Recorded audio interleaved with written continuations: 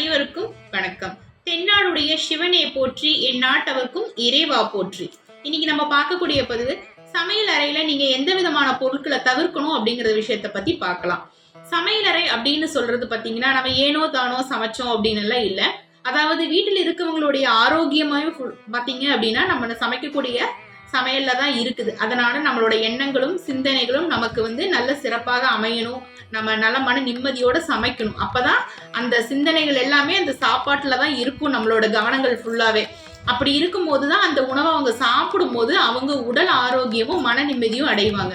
அதனால சமைக்கும் போது நாம குடும்பத்தாருடைய நலனை மனசுல வச்சுக்கிட்டு சமைக்கிறது ரொம்ப நல்ல விஷயம். அப்ப நம்ம எந்த விதமான பொருட்களை தவிர்க்கணும் அப்படின்னு பாத்தீங்கன்னா, அதிகமா இரும்பு பொருட்களை தவிர்க்கிறது. அதாவது துருப்பிடிக்கக்கூடிய இரும்பு பொருட்களை அனாவசியமா உங்க தேவைக்காக மட்டும் வச்சுக்குங்க. தேவை இல்லாத பொருளை நீங்க சமையல் அறையில வைக்காம இருக்கிறது சிறப்பு. அதிகப்படியான பிளாஸ்டிக் பொருளை தவிர்க்கிறது நல்லது. ஏன் அப்படின்னா, பிளாஸ்டிக் அப்படின்னா ராகுவோட ஆதிக்கம் அதிகமா இருக்கும். அப்ப நாமளே அதிகமான இந்த பிளாஸ்டிக் பொருளை யூஸ் பண்ணும்போது ராகுவின் ஆதிக்கம் அங்க அதிகமாயிரும். அதனால நீங்க பிளாஸ்டிக் பொருட்களை தவிர்க்கிறது நல்லது. அது போக இரும்பு பொருள்னா சனியினோட ஆதிக்கமாக இருக்கிறது. அதாவது உங்க சிங்குகள் எல்லாம் நீங்க கிளீன் பண்ணி வச்சுக்கிறது, சுத்தமா வச்சுக்கிறது, பேட் ஸ்மெல் வராம வச்சுக்கிறது, இது எல்லாமே பாத்தீங்கன்னா இருந்துச்சுன்னா உங்களுக்கு அங்க சந்திரனுடைய ஆதிக்கமும் சுக்கரனுடைய ஆதிக்கமும் நிறைஞ்ச ஒரு சமையலறையா இருந்தா மட்டும்தான் உங்களுக்கு அந்த உணவை அங்க சமைச்சு அதை சாப்பிட்றவங்களும் மன நிம்மதியோட